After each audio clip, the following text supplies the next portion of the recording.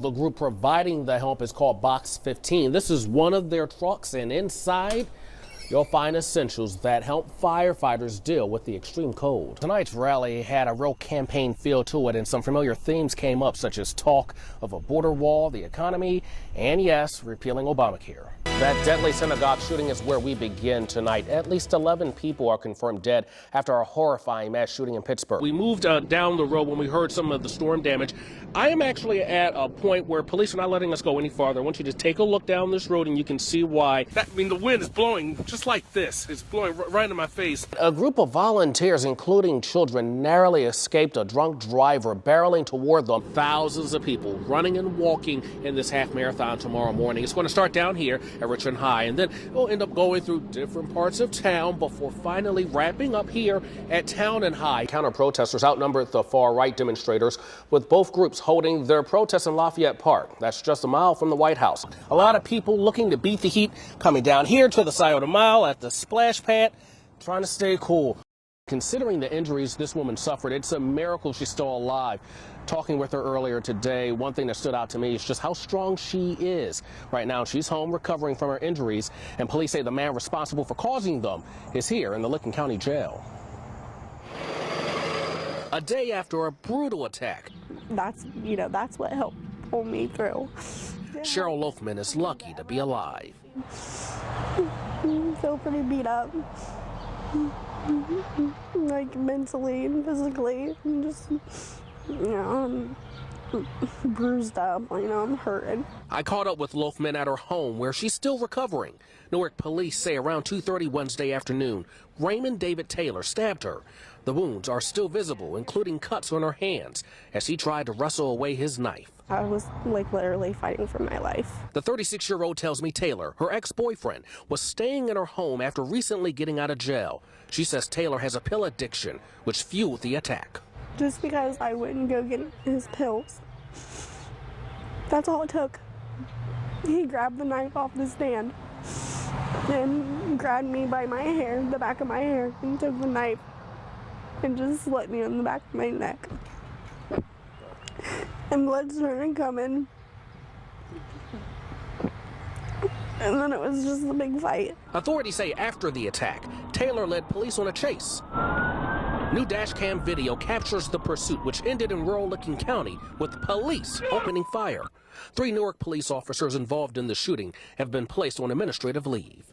So they've been taken off the street. They won't be back onto the street until probably at some point when the investigation has either ended or near completion. Meanwhile, Loafman is trying to process how someone she once loved could hurt her. Well, I never thought that he would hurt me like that. Like I knew that he was addicted to the pills, but I didn't think it was that bad. This mom is healing thanks to her family. It's the same family she credits for motivation in surviving her attack. The only thing I could think about is my kids. My kids and getting out of there. Taylor is facing a number of charges, and right now he's being held on a $1 million bond. Live in Licking County, Bryant Maddrick, Fox 28 News. In Columbus, whether taking a walk in the short north or stopped at an intersection in your car, panhandling is hard to miss. We found Chris at the 315 off-ramp on Dublin Road. When you're standing out there, you're watching for them. Chris is talking about the police. I got about 5 tickets before I got arrested the first time. He says the arrest came because he couldn't pay the $74 ticket. Still, Chris panhandles next to a sign that says what he's doing is wrong. However, this city code is not being enforced. I first told you about it last July. The reason, according to city officials, similar laws in other cities have been challenged in federal courts where panhandling was ruled free speech. The first step on creating a new policy discussed at City Council tonight. What could help those individuals that need help, and what's going to reflect our city and our values. Those were the goals of a hearing on panhandling. Experts in public safety, care providers, and community members shared their experience on the issue. While panhandling is not being enforced, police can still enforce criminal trespassing, disorderly conduct, and other laws. Homeless for a year and a half, Chris started panhandling last summer. You can walk away with, $30, $50 within 10 minutes. Some days you're standing out there for 2-3 hours and you don't even make $10. Instead of money, he gets a donation of food, a blanket, and other supplies from Nina Rayner. If you live in Columbus, you see it everywhere, and you need to be your brother's keeper. This young man, thankful for anything he can get.